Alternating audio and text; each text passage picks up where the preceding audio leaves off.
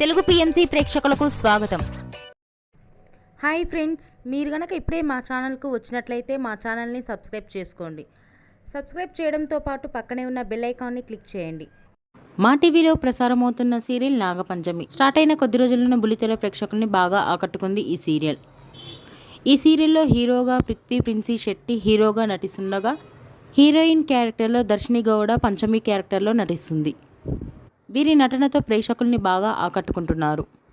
తాజాగా పంచమి తన లేటెస్ట్ వీడియోని అభిమానులతో పంచుకుంది. ఆ వీడియోని మనం కూడా చూసేద్దాం.